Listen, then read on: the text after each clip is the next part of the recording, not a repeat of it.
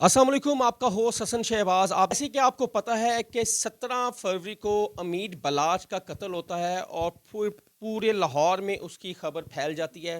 और सबसे पहले जो खबर देने वाले होते हैं वो आपके जाने पहचाने और पाकिस्तान के जाने पहचाने क्राइम के जो बादशाह भी कह सकते हैं और इनके हमारे उस्ताद भी कह सकते हैं इन्हें, शाहिद चौधरी साहब हैं।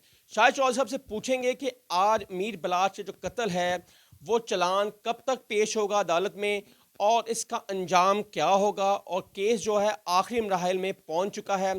और इसके सरबराह हैं जो क्राइम यूनिट के आफ्ताब भुल्लर अवान साहब ने पहला इंटरव्यू भी हमारे सामने आ चुका है। और शाहिद चौधरी के जो इंटरव्यू हैं हम उनके देख कर ही उनको फॉलो कर कर आगे अपनी बात करते हैं। और आज हमारे साथ शाहिद चौधरी हैं, उनसे पूछेंगे कि एक खबर आपने जो कल लगाई है वो तलखा खेज खबर क्या थी और आपको इतनी इन्फॉर्मेशन कहाँ से आती है। आज इसका पोस्टमार्टम भी करेंगे अमीर बलाच कत्ल केस का। अस्सलाम वालेकुम सर। वालेकुम अस्सलाम जी। सर कैसे हैं? ठीक ठाक? अल्हम्दुलिल्लाह ज़बरदस्त। सर ये बताएं पहले कि अमीर बलाच कत्ल केस का जब फाइनल राउंड में दाखिल हो चुका है तो क्या देख रहे हैं इसमें? गोगी भट्ट, तीफी भट्ट मरकजी मुलजिम को उनको ठहरा दिया गया है एफआईआर में, और एहसन शाह का मुस्तकबिल आप क्या देख रहे हैं और क्या ये कत्ल मंजर आम पर आएगा? कत्ल जो है ना मंजर आम पे आ चुका हुआ है, और इस वक्त जो मेरी नज़र में पंजाब की सबसे बेहतरीन टीम है आफ्ताब फुलरमान और साथ शहजाद रफ़ीक। शहजाद रफ़ीक पुरानी नारगली एसएचओ थे और लाहौर का सबसे बड़ा जुआ जो उस वक्त होता था, अभी तो बोधी गुजर जो है वो बिल्कुल ये काम छोड़ गया हुआ है। उस बंदे का किबला दुरुस्त करने वाला पुलिस ऑफिसर शहजाद रफ़ीक है। मैं इसको बहुत अच्छा जानता हूँ, बहुत अच्छे तरीके से जानता हूँ। डेड ऑनेस्ट आदमी है, काम करने वाला बंदा है। और आफ्ताब फुलरमान साहब के बारे में मैं क्या बात करूँ, वो तो सारी दुनिया को पता है कि वो लेमन की तरह जो है ना इस तफ्तीश को निचोड़ देंगे। जो पिछली टीम काम कर रही थी ना इस तफ्तीश के ऊपर, उन्होंने बड़ी चीज़ें मंजरेआम पे लाई, बड़ी मेहनत की, बड़ी बड़ी दूर से पाकिस्तान के बड़े शहरों से दूर दूर से वो बंदे उठा के लाए, इंटेरोगेट किया, तमाम हक़ाइक़ उन्होंने सामने लाने की कोशिश की। जो बाकी चीज़ें बची हैं अब वो इन मगरमच्छ पुलिस अफसरों के पास, जो छोटे मोटे जराइम पेशा को छोड़े बड़े से बड़े अजगर को भी निकल जाएंगे, जो इनको सिफारिश करेगा, जो इनको ख़रीदने की कोशिश करेगा, जो इनको ब्लैकमेल करने की कोशिश करेगा, हालात से बरक्स इनको कोई बंदा कोई बात नहीं लिखवा सकता। ये बात नोट करें। है कि इन्वेस्टिगेशन इसलिए चेंज किया गया, सरबराह को चेंज किया गया कि वो जो भी गोगी भट्ट के साथ पिछले 3 महीने में राब्ते में थे उनको भी यहाँ से ताजरों को उठाकर तो उनको ले देकर छोड़ देते थे और कईयों को जलील करते थे। तो ये भी खबर सुनने में आई है। ये ऐसी खबरों पर मैं नज़र नहीं रखता, तो मैं अंदर से सही खबर लेके आता हूँ। ये पैसे ले लिए, छोड़ दिए, मोड़ दिया, मैं अपने चैनल पर बैठ कर इस तरह की बातें करूँ तो लोगों ने मुझे चप्पड़ चौंकाना शुरू करते हैं। तो मैं वो चीज़ें चाहता नहीं। मैं ये चाहता हूँ मेरे ऊपर जो लेबल लगा हुआ है ना कि बॉस हैं ये, तो मैं अब इस लेवल की बातें करी मतलब हाँ ये है। पुलिस ने हॉल रोड से ताजरों को बुलवाया है, उनको इन्वेस्टिगेट किया, उनको उनसे इंटेरोगेट किया है, उनसे पूछा कि ये मोबाइल जो आपने एक ही दिन में गनमैनों का मोबाइल है वो जो है कहाँ से लिए गए, ये सब इंटेरोगेशन में ये सारी चीज़ें सामने आती हैं। अब उसके बाद जो है ना बंदों को पकड़कर उनको छोड़ा या नहीं छोड़ा, इन चीज़ों का मुझे नहीं पता है।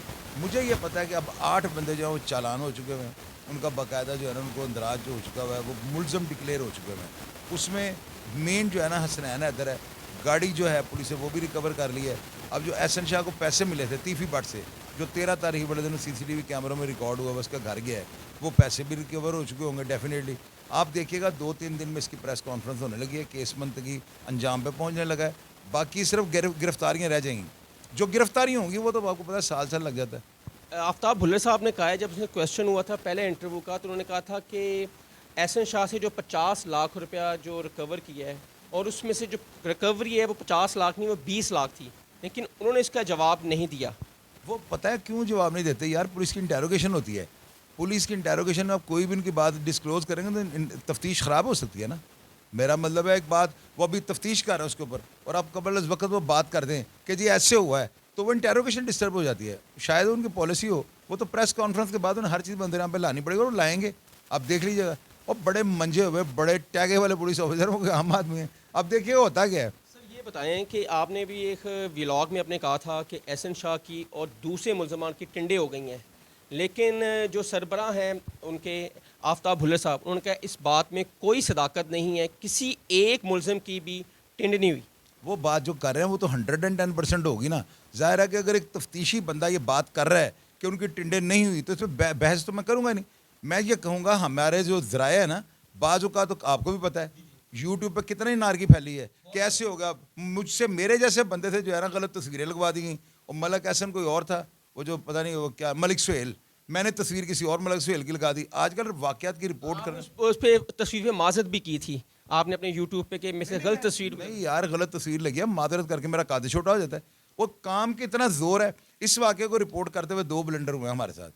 2 بلنڈر کیا ہوئے ہیں, آپ یہ دیکھیں کہ وہ تصویر غلط لگ گئی.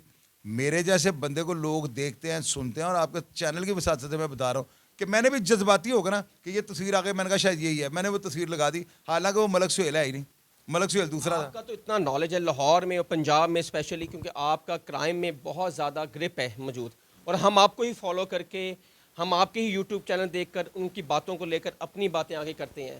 تو پھر آپ نے کیا تصدیق نہیں کی کہ آپ سے ویسے ہوگی بات؟ نہیں, یہ بات نہیں, تصدیق تو میں ہر بات کی کرتا ہوں, لیکن بعض اوقات ہوتا ہے کچھ ایسے ذرائع ہوتے ہیں جو تفتیشی ٹیم کے خلاف ہوتے ہیں.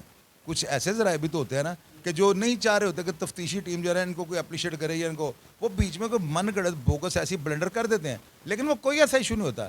بات تو یہ ہے نا کہ ملزمان نے جب سامنے آنا ہے, جب پریس کانفرنس ہوگی, سارے حالات آپ کو سامنے آ جائیں گے, تو کسی بھی افسر کو جو تفتیش کر رہا ہے نا, ہم ان کی بات کے اندر ان سے بحث کریں گے نا, تو تفتیش متاثر ہوگی کہ یہ ہوا یا نہیں ہوا. بھائی تفتیش ٹنڈ کی ہو رہی ہے, تفتیش تو ہو رہی ہے کہ وہ قتل ہوا ہے کہ نہیں ہوا, اس میں اس کی انوالومنٹ کتنی ہے, جو مین چیز ہے, جو مین ایشو ہے.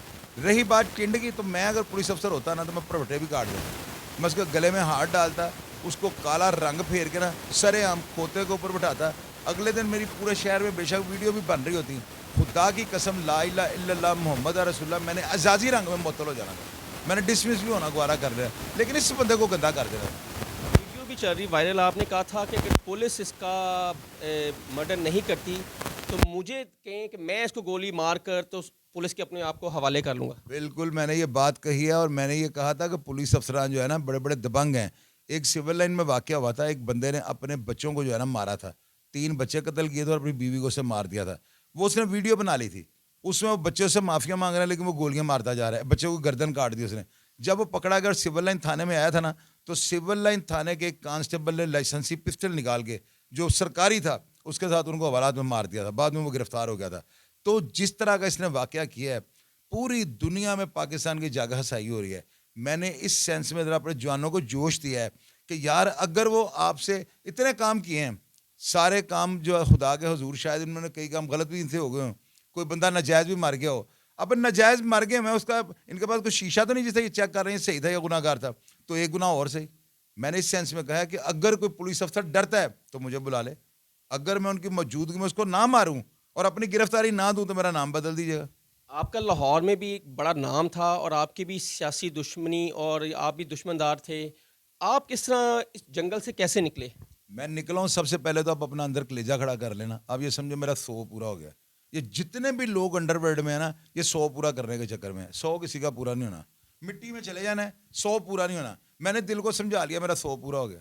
آپ کا بھی تعلق امیر بلاچ کے ٹیپو ٹرکاں والے کے ساتھ تھا, آپ کی جیلوں میں بھی ان کے ساتھ ملاقات, جب آپ جیل میں تھے ان کے ساتھ ملاقات تھی. سننے میں یہ آ رہا ہے کہ ٹیپو جو ہے وہ گوگی بٹ اور تیفی سے صلح کرنا چاہتے تھے, لیکن بیچ میں جو بلا ان کا بھائی بچو پہلوان اور جو ان کے جب سسر ہیں امیر بلاچ کے, وہ صلح نہیں ہونا جانا چاہتے.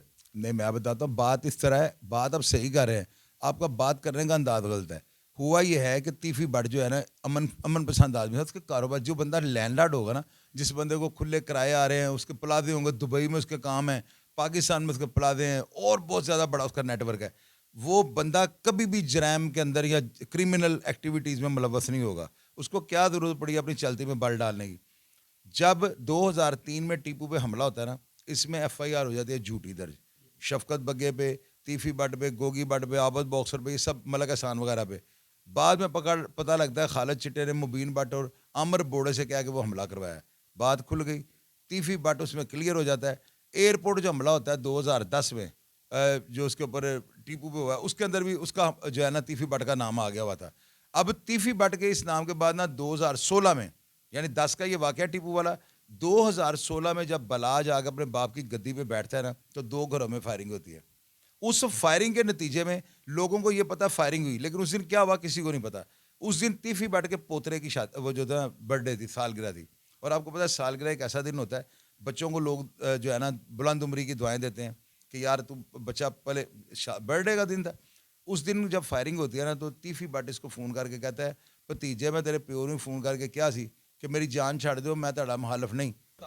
اب احسن شاہ جو ہے اس کا مستقبل کیا دیکھ رہے ہیں جیل کے اندر اور جیل کے باہر؟ ضلالت جمع ضلالت برابر ضلالت. کیا یہ اس نے میسج دے دیا ہے کہ کوئی بھی جگری دوست اعتبار نہ کرے آج کے دور میں؟ اس نے محرکات ایسی کی ہیں, میسیج تو ہم دے رہے ہیں لوگوں کو, اس نے کہاں میسیج دیا ہے. اس نے تو اپنے طرف سے بڑا پلان کیا تھا, بڑا سیف سائڈ رکھ کے اس نے اپنے آپ کو جو ہے لوگوں کو پھدو بنانے کی کوشش کی ہے. ہم لوگوں نے اس کو جو ہے اوپن کیا, میں نے کیا ہے یار, میں نے لوگوں کو یہ بتایا, میں نے پولیس کو یہ بھی بتا دیا. ایک چیز اور آپ کو میں بتا دوں کہ ساری دنیا کو میں بتا رہا ہوں, مجھے لوگوں نے یہ کہا ہے, میرے ذرائع سے جو ہے بڑے بڑے لوگ اتھینٹک جو ہے وہ بتا رہے ہیں, اس وقت ہر زبان پہ زد عام ایک بات ہے کہ اس کو جو ہے نا اس کے ساتھیوں نے بھگانے کی کوشش کرنی ہے. اور میں نے اداروں کو الرٹ کیا ہوا ہے کہ اس کے ساتھی اس کو بھگائیں گے تاکہ اس کیس کا جو ہے نا بالکل تانے بانے جو ختم کر دیے جائیں, اور شاید اس کے اوپر فائرنگ بھی کر دیں. اسی کے دوست جو ہے نا اس کو مارنے کی, کیونکہ انڈر ورلڈ ہے نا. بہت ہی باخبر ہوتے ہیں اور ان کی ہر خبر پر نظر ہوتی ہے اور پہلے ہی خبر بریکنگ نیوز یہی کرتے ہیں. اور حسن شہباز کو اجازت دیں, اللہ حافظ.